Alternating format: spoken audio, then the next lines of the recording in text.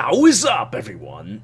It's your boy, Nepigante, the main character from Monster Hunter World.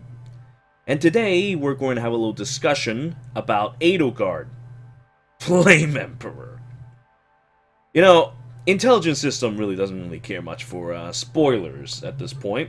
Everybody thought that, oh yeah, Flame Emperor's identity is safe, oh yeah, we're so happy, and then all of a sudden there's this. They could have gone with any other title, like Adrestian Emperor, or something like that, or just Crimson Flower. They could have gone with that, but, you know, we're just gonna go with Flame Emperor. I mean, Flame Emperor is kind of a cool title, I guess, but I digress. Anyway, so today we're going to talk about the new legendary hero, and we're going to go and have a little discussion about the skills and my opinion of her, and then we'll just talk briefly about the banner. Our story began with a sheep beast creature. Although heir to the Adrestian throne, she was curious and always eager to learn. So one day, she decided to go on a world trip, traveling around the world to learn many things. However, one day she traveled to Germany. And when she came back, she had become an angry old goat, always eager to ram into other people and other things, with an irrational hatred for other beast-type creatures and dragons, and especially Crest toothpaste. But anyway, so first thing you may notice is this Raging Storm B slot. Now, Raging Storm is a pretty funny skill.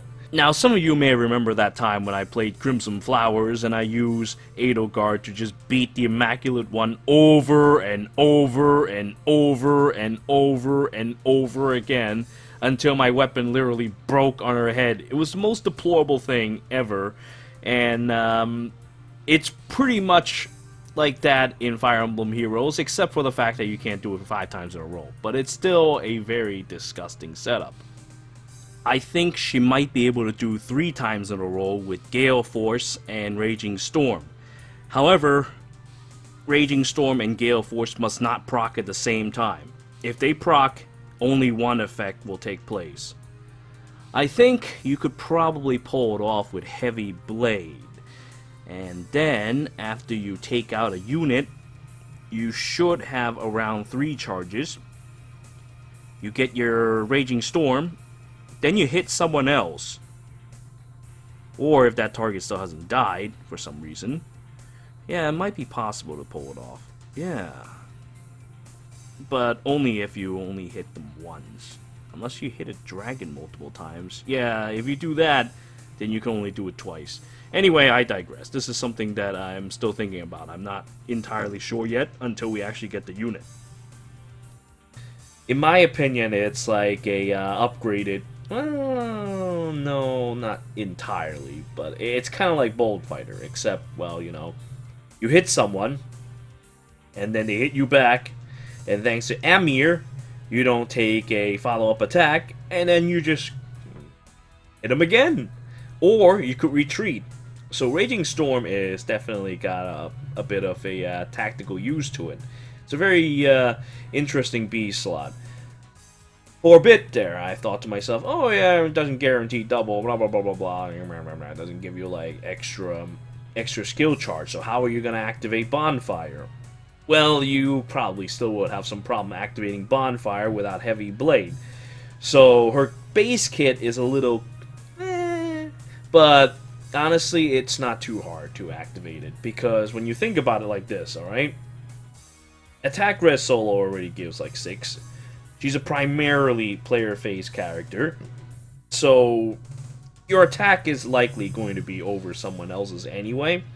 So her seal slot is pretty much, well, sealed. You can just use a Heavy Blade and everything will be just fine. I mean, look. Aymr comes with, I think that's how you pronounce it, right? Comes with attack +3 as it is. And then, it inflicts attack and death -6 on foe. And foe cannot make a follow-up attack. It is actually a really disgusting setup, because based on what we've already known about the Flame Emperor, Likely going to have a decent chunk of attack, a decent chunk of defense, a little less res, but it's not a big deal because they tend to have like these A slots that already covers the resistance deficits. So with all these setups, you're likely going to activate Bonfire right after you proc Raging Storm. Now, I think that, I mean, a B slot being used up is kind of annoying, but for an armor unit, a B slot is it pretty much defines it. So you're going to have to deal with the fact that Edelgard is a player phase character, and so that is why they have Armored Stride 3, so that when she's all alone, she can go ahead and move one extra space, just like Stinky Tiki. I mean, Fallen Tiki has the 4 to all stats thing, but, well, we all know what happens with Visible Buff. It's sometimes more of a liability. It hurts more than it helps sometimes. It's not really all that reliable. So I like it the way it is right now. Armored Stride doesn't require anyone, and you can transfer it to other people. How does it compare to Armor March, though? Well, Armor March requires someone else to go with you. And if it's in the player's hand, I think Armor Stride is much, much more powerful. You're not even going to have to worry about it. Or you could just, I don't know, place it separately from, place your Edelgard separately from from your other units. And you'll have a decent time watching your AI Edelgard wreak havoc. But the problem with that is that, well, Edelgard is a completely player phase character. I think that her base kit is fine as it is. You really probably shouldn't mess with it. Because I hear people talking about how, oh yeah, her base kit is not exactly optimal for her. What do you mean by that? It doesn't make any sense. I mean, look, this thing is clearly player phase. So all you need to do is just slap on Heavy Blade, and that's it. There's not a lot of imagination here, I know. I mean, maybe they mentioned that because they wanted to do some funny setup with her. But you really can't, because Raging Storm is a player phase technique. And if you were to remove it, well, it's not very useful anymore. However, there is one thing about Raging Storm as well. I think, let's see. I mean, the second condition, where if the foe uses Dragonstone or Beaststone damage, and the unit's not adjacent to allies, they guarantee follow-up attack. That, I think, is separate from the main effect to which unit initiates combat. So, Rice's Goat Edelgard here will be able to do this in the enemy phase as well against Dragonstone and Beast damage. And as long as she's all by herself, everything will be just fine. Now, I think that as a AI-controlled unit, she's probably not all that great, because she's like, well, you know, a player phase character. You have to find the right opportunity to launch your assault. If you don't, well, you're going to get pelted to death. But she does have a lot of defense and probably a good chunk of resistance as well, thanks to whatever BST she is now. And also, with the inflict of -6 attack, that's really disgusting. That's 6 dev res. So Edelgard is very, very tanky, very tough to fight, and I mean, you could buff it up a couple more if you were to use something like Growl skills from the C slot, but then you give up on Armor Stride. I think it's better you keep Armor Stride. So I mean, there really isn't much you could do with her. I mean, unless you strip attack res solo and I don't know, give her something like. A Fury might work, but Fury will get her killed as she keeps moving back and forth with Raging Storm, so maybe not Fury. Yeah, I think Attack Res Solo probably is like the best choice in the matter. I mean, I guess you could also use Bonus Doubler if you have someone to kind of stay 2 spaces away from her and give her tactic skills, or if you were to use Christmas Eureka and just have her like pump strength from like a whole map away. You can also do that with Bonus Doubler, and she'll be incredibly tough to fight. I mean, it actually makes sense, because Christmas Eureka, it gives whoever has the highest attack a bonus to their attack, def, and res. She doesn't do anything for speed, but Edelgard doesn't need speed. She got pretty much everything that can, well, keep her from getting bothered by speed. Well, I suppose that's not entirely true. I mean, with no follow-up and no follow-up characters, Aymr may actually not be enough. There's characters that I do some really bad things with, like stacking 2 worry fighters. If they like I did with Duma. There are some Duma builds that I build with his I don't remember what his breath is called, like Fell Breath. I think that was what it's called. And negates follow-up attack, and I still gave him worry fighter just because, you know, I need someone who is extremely tanky and just gets in the way. So if you were to face no follow-up, which you're likely to, then Aymr might not be enough to keep you alive. But you have to build a specific setup to actually counter it, and no follow-up isn't exactly cheap or easy to get. So this is fine as it is. I really can't imagine another way to build Edelgard. Our first Gale Force user who could still use a special skill. And Bonfire, I think, would be perfect. Yeah, I don't think Ignis is a good idea. I don't think there's any other way to really change her. She's just such a rigid character. I kind of really hate the way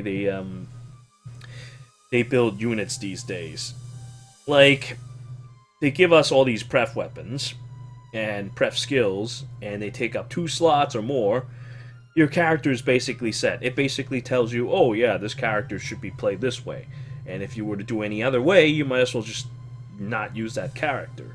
You know what I'm saying? It's not a very imaginative scenario, things as they are. I really hate pref weapons, and I really hate pref skills, to be perfectly honest with you. I mean, yes, I know, when I summon a character I really like, I want to make sure that they're as strong as they can be. But I feel like you can do this with inheritable weapons, and, well, if they make good ones anyway.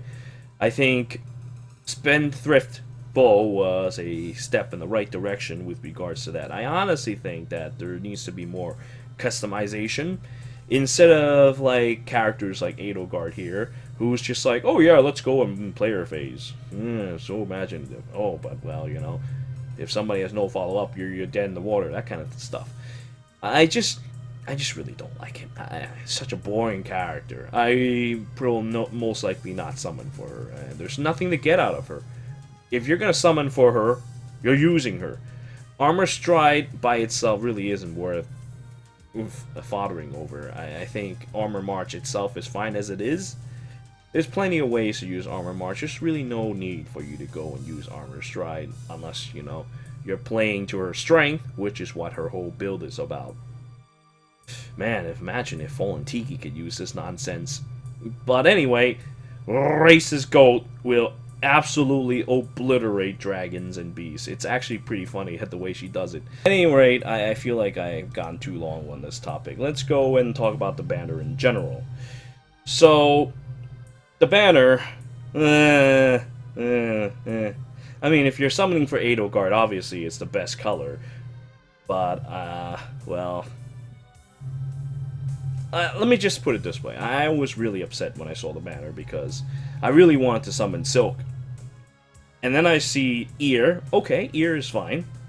Ear is, well, if I'm not gonna sack her for stupid Mystic boost, I can at the very least give her some, well, merges and give me a little bit more points in Aether rates. It's not really that much points. It's kind of a waste, honestly, but well, it's there as an option. Mystic Boost could still be useful. I just need to think of...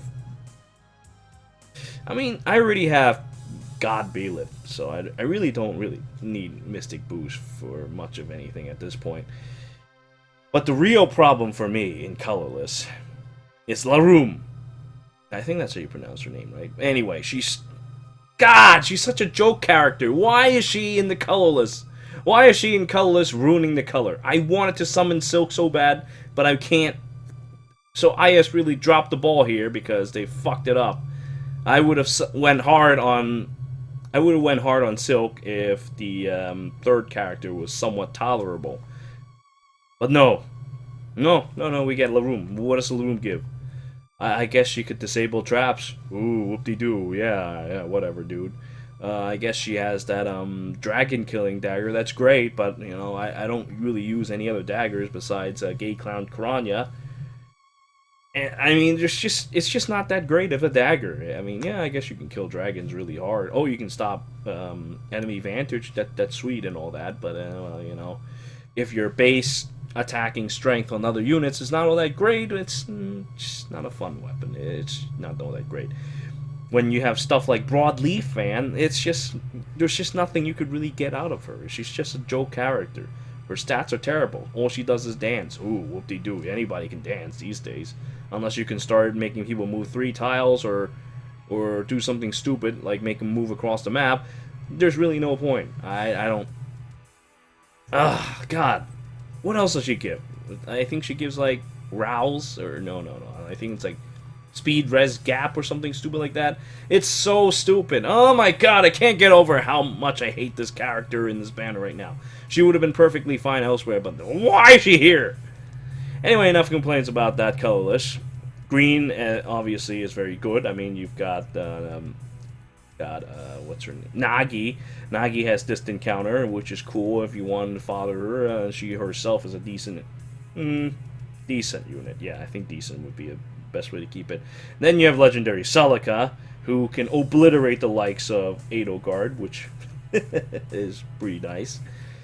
And, well, and then there's Edelgard herself. So green is a good color, obviously. Then we have blue. Blue, you get Tsubasa. You get, well, Ephraim. Ephraim, dual hero, is pretty decent. I don't quite like him, but he's decent. Though, you know, I mean, it's the first time we have a dual hero in a legendary banner, so clearly they're setting a precedence of that happening.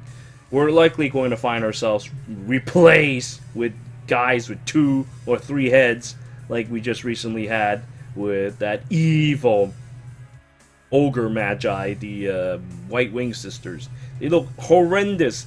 There's only so much room you could put a character, okay? I mean, this thing looks like just 3 giant heads whirling around. It's the most terrifying character I've ever seen.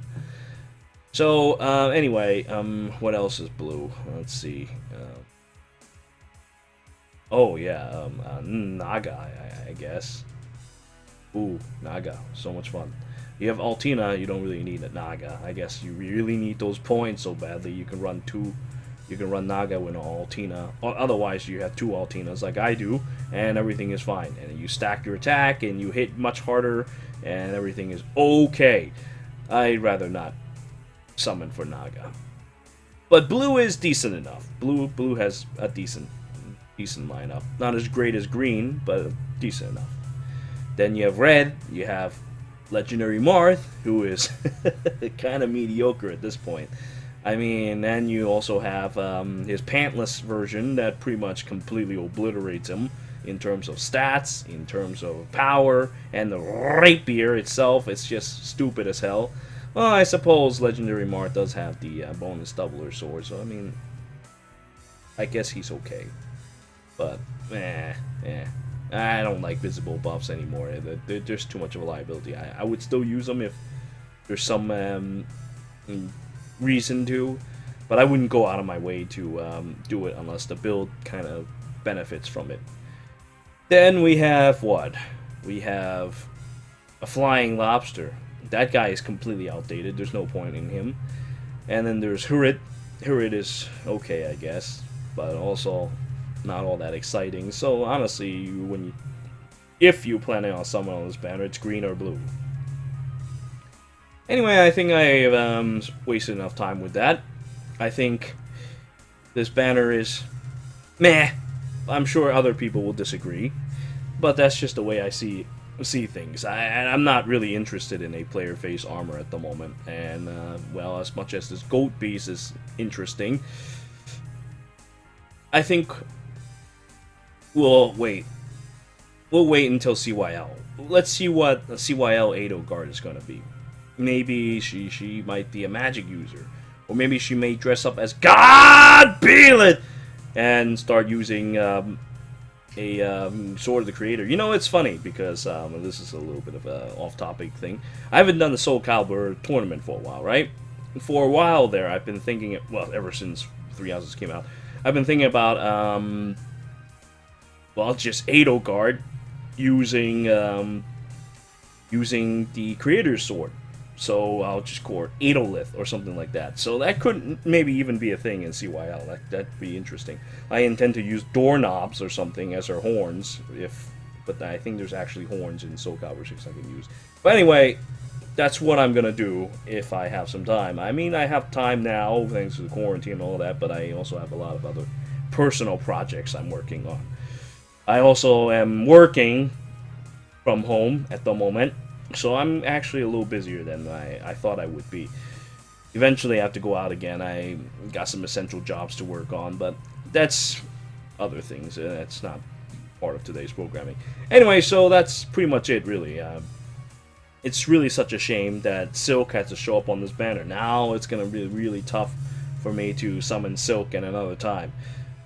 Unfortunate, but this is the way things are. I just can't justify summoning Colorless at this time. It's just absolutely horrendous. I was hoping maybe she'd come with a, I don't know, at the very least a Duma, even though I have like so many copies of them. At the very least, well, maybe not all. I already plus 10 them, but, you know, just at the very least something else. Just not La Room. Seriously, what the fuck, man? Anyway, that's about it. I thank you all for listening to this rambling session. Until next time.